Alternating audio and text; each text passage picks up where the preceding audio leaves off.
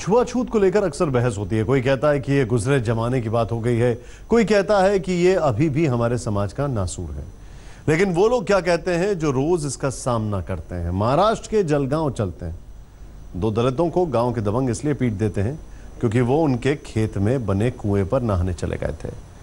अब इस पर सियासत गर्म हो गई।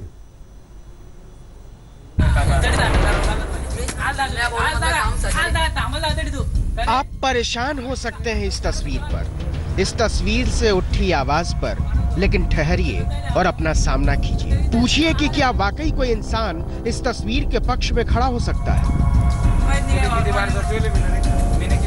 तो अब भी आपको लगता है कि देश में छुआछूत खत्म हो चुका है? अब भी आपको लगता है कि बराबरी आ चुकी है? अब भी आपको लगता है कि ऊंच नीच खत्म हो चुका है? अब भी आपको लगता है कि आदमी और आदमी में कोई भेद नहीं? तो उस किताब को उठाइए और उसे अपने जमीर की आग में जला डालिए, और नहीं तो कह दीजिए कि ये तस्वीर इस मुल्क की नहीं है।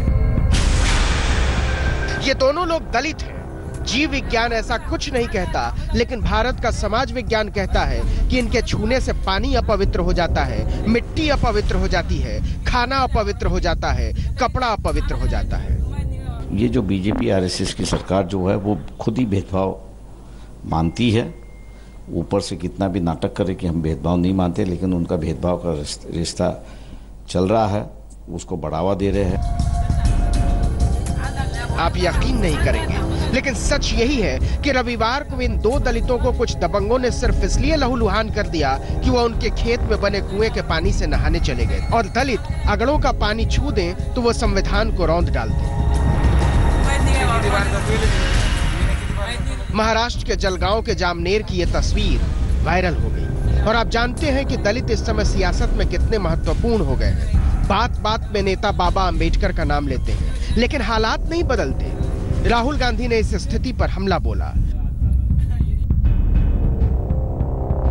महाराष्ट्र के इन दलित बच्चों का अपराध सिर्फ इतना था कि एक सवर्ण कुएं में नहा रहे थे। आज मानवता भी आखिरी तिनकों के सहारे अपनी अस्मिता बचाने का प्रयास कर रही है। आरएसएस बीजेपी की मनुवाद की, नफरत की जहरीली राजनीति के खिलाफ हमने अगर आवाज नहीं उठाई तो इतिहास हमें कभी माफ नहीं करेगा।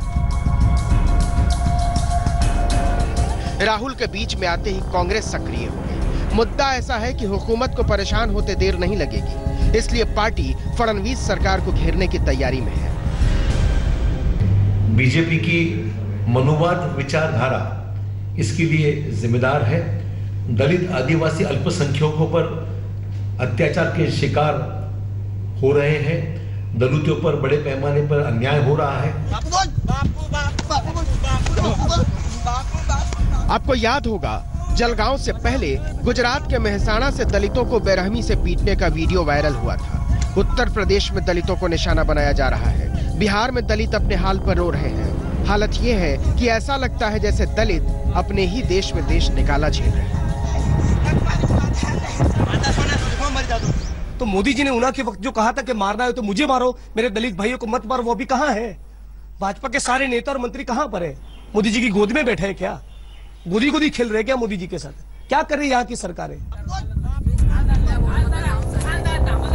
एक तरफ सरकारें दावा कर रही हैं कि वो दलितों के साथ कोई भी नाइंसाफी नहीं होने देंगी। दूसरी तरफ सुप्रीम कोर्ट का फैसला है कि दलित उत्पीड़न कानून में अब बिना जांच के गिरफ्तारी नहीं होगी। और तीसरी तरफ ये तस्वीरें हैं। जलगांव से मेहसाणा तक और मेहसाणा से ऊना तक वर्ण व्यवस्था के निचली सीढ़ी पर खड़ा समाज अपनी पीठ पर चाबुक के निशान दिखा रहा है, और हर निशान एक नई राजनीति का बहाना बनता जा रहा है। आज तक श्रीनगर में हुई पत्रकार शुजात बुखारी की हत्या के केस में 4 संदिग्ध आतंकियों की तस्वीरें सामने आई हैं। जिन 4 आतंकियों के नाम सामने आ रहे हैं उनमें अबू उसामा, नावेद जाट और महराजुद्दीन मांगरू नाम के आतंकी बताए जा रहे हैं। चौथे आतंकी का वीडियो सामने आया, हालांकि उसके नाम का खुलासा नहीं हुआ है। चौथा संदिग्ध आतंकी हमले के बाद मौके पर ही मौजूद था।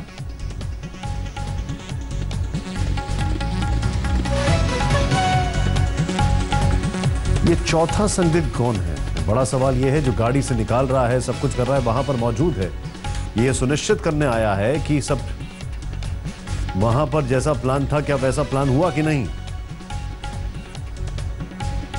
पत्रकार की हत्या के बाद की ये तस्वीर आपके सामने है, जिन तस्वीरों को देखकर किसी के भी होश फाख्ता हो सकते हैं। जरा ध्यान से देखें आप। लेकिन ये चौथा संदिग्ध है कौन?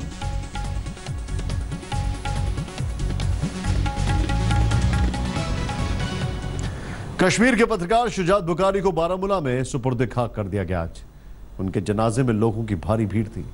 शुजात बुखारी को आखिरी विदाई में पहुंचे कश्मीर के लोगों ने साबित कर दिया कि दहशतगर्दी से उन्हें डर नहीं और लोकतंत्र में उनकी आस्था अडिग है।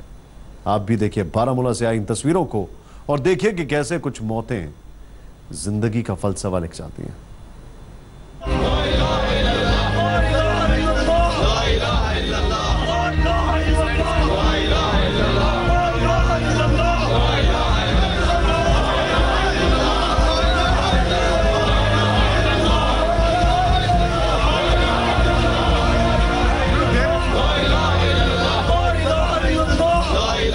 एक कलम वाले की मिट्टी में वतन वाले उमड़ पड़े।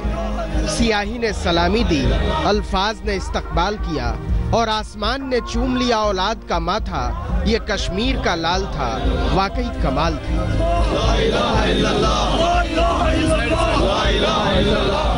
ये शुजात बुखारी के जनाजे की तस्वीरें हैं। लिखते थे एक ऐसा खबरनवीस जो इंसानियत का तरफदार था। वो बचाना चाहता था बच्चों की खिलखिल, नौजवानों के सपने, बुजुर्गों के एहसास, औरतों का इत्मीनान और मुल्क का संविधान।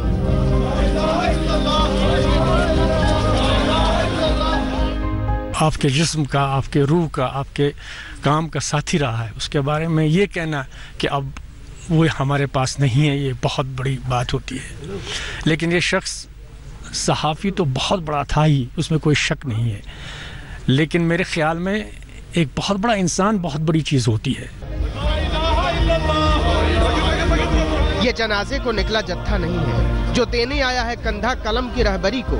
ये कारवां है उन नौजवानों का जो अपने हिस्से के कायनात में अपने सपनों का बिरवा रोपने आए हैं। रो उठी केसर की क्यारियां, चनार के दरख्त, झेलम का पानी, एक रूठी कहानी। एक आवाज़, दलील की आवाज़, अवाम की आवाज़, सहाफ़त की आवाज़, उसको कमज़ोर किया गया, साइलेंट किया गया। लेकिन तारीख़ बता रही है कि गोली से आज तक कोई आवाज़ दबी नहीं।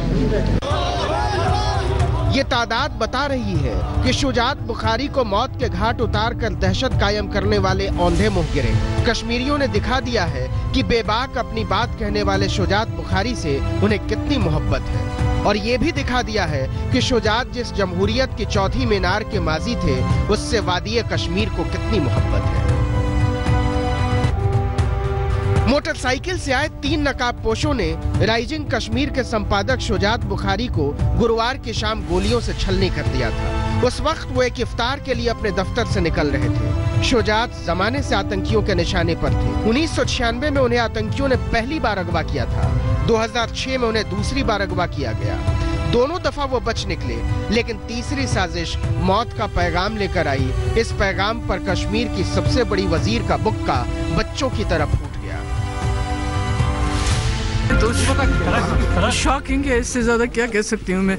अभी कुछ दिन पहले ही मुझे मिलने के लिए आया था ये। महबूबा का मातम अकारण नहीं है। यकीनन कश्मीर ने जुल्म के खिलाफ मोहब्बत और फरेब के खिलाफ इंसानियत की एक बुलंद आवाज का जनाजा उठाया था। आज इस जनाजे के पीछे उमड़े जज्बात ने ईद के चांद पर अफसोस का पैबंद टांक दिया है।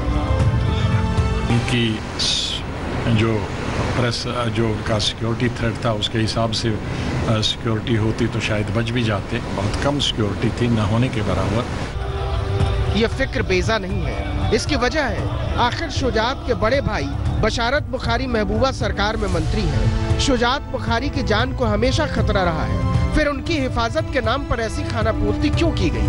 क्यों उन्हें पीएसओ के भरोसे छोड़ दिया गया था? स्पेशल पावर्स एक्ट सारा स्टेट में लगाओ और उनको छूट दो कि जहां भी आपको संदेह होता है वहां गोली चलाओ। आरोप अपनी जगह और अपनी जगह सियासत, लेकिन सच तो ये है कि शुजात को मारने वालों के खौफ को कश्मीर ने जिंदा दफन कर दिया है। उनकी हिम्मत नहीं है कि आकर कह दें शुजात को हमने मारा।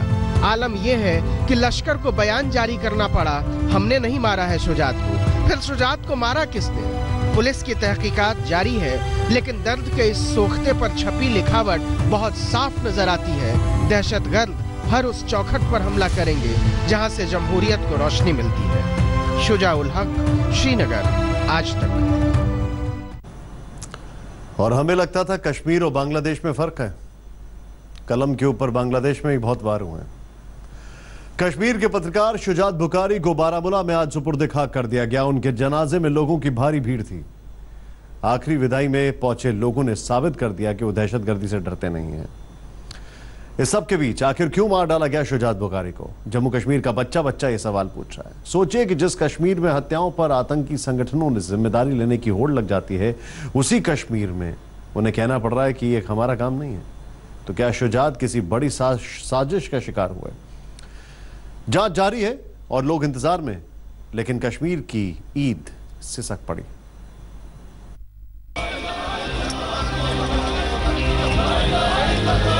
क्यों मारा होगा उन लोगों ने शुजात को?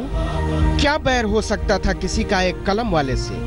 वो क्या लिखते थे? यही तो कि इंसान में इंसान का यकीन बचा रहे। यही तो कि बंदूक की हर गोली बच्चों से उनकी नींद छीन लेती है। यही तो कि मिट्टी पर गिरी हर लाश चनार की रंगत को बेनूर बना देती है। यही तो लिखते थे शुजात कि आओ बैठें बात करें, दहशत से दो दो हाथ करें। लोग बहुत ताज्जुब में है कि ऐसी शख्सियत का बेईमाना कत्ल कैसे हुआ। खुसूसन कश्मीर के लोग हैरान और परेशान हैं कि शुजात बुखारी साहब को क्यों कत्ल किया गया। ये बेईमाना कत्ल है, इंसानियत का कत्ल है। ये शुजात की हत्या की अगली सुबह का राइजिंग कश्मीर है। उनकी टीम ने उसी साहस से 8 पन्ने का अखबार तैयार किया है। पहले पन्ने पर शुजात की सोच में डूबी तस्वीर है और नीचे लिखा है, अखबार की आवाज को दबाया नहीं जा सकता। आप अचानक चले गए, लेकिन अपने पेशेवर दृढ़ निश्चय और अनुकरणीय साहस के साथ आप हमारे लिए मार्गदर्शक बने रहेंगे। आपको हमसे छीनने वाले कायर हमारी आवाज को दबा नहीं सकते। सच चाहे कितना भी कड़वा क्यों न हो, लेकिन सच को बयां करने के लिए आपके सिद्धांत का हम पालन करते रहेंगे। आपकी आत्मा को शांति मिले।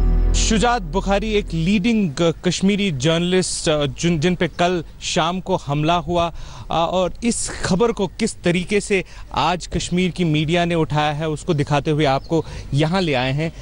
ये देखिए, साफ जाहिर है राइजिंग कश्मीर शुजात बुखारी का अपना न्यूज़पेपर। एक तो सबसे बड़ी बात, इतने बड़े हादसे के बाद भी राइजिंग कश्मीर आज स्टैंड्स पर है।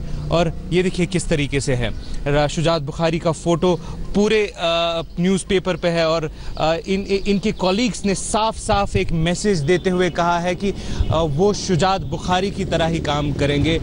देश के तमाम पत्रकारों के लिए शुजात की हत्या दिल दहला देने वाली खबर है।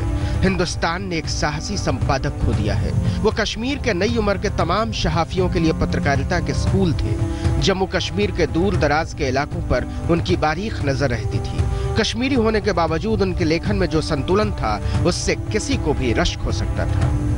ईद जैसे पवित्र त्योहार के उपलक्ष्य में और रमजान के महीने में पाकिस्तान ने जिस तरीके से कश्मीर घाटी के अंदर खूनी खेल खेला है, ये दिखाता है कि पाकिस्तान जो है इस्लाम का सबसे बड़ा दुश्मन और कश्मीरियों का सबसे बड़ा अगर कोई दुश्मन इस दुनिया में है, वो पाकिस्तान ने खेला है। सवाल फिर वही है, क्यों मारा होगा शुजात को?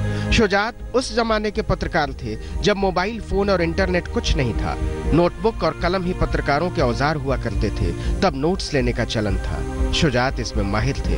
वो घटनाओं को दर्ज करते थे और कठिन परिस्थितियों में उन्हें लोगों के सामने लेकर आते थे। उन्होंने जान के जोखिम पर सच की पहरेदारी चुनी थी। मालूम न था वक्त का पहरेदार एक दिन ऐसे चला जाएगा। वक्त एक छोटे से ब्रेक। आप देखते रहिए क्रांतिकारी, बहुत क्रांतिकारी। पत्थरबाजों का पाकिस्तानी कनेक्शन पर एक बार फिर मोहर लग गई है। भारत का मोस्ट वांटेड आतंकी लश्कर तैयबा का सरगना हाफिज सईद ने एक वीडियो जारी किया है। वीडियो में हाफिज सईद ने कश्मीर के पत्थरबाजों को ईद की मुबारकबाद दी है। उन्हें आजादी का सिपाही कहा। जिंदा दिल लोग जो पत्थर उठा के आज इंडियन आर्मी की गोलियों का मुकाबला कर रहे हैं और आज़ादी के लिए तमाम कुर्बानियां पेश करने वाले कश्मीरी भाइयों को मैं ईद मुबारक कहता हूं। तमाम कश्मीरी बहनों को मैं ईद मुबारक कहता हूं। लेटेस्ट खबरों के लिए यूं ही देखते रहिए आज तक और इस वीडियो के पसंद आने पर लाइक, शेयर और सब्सक्राइब करना ना भूलें।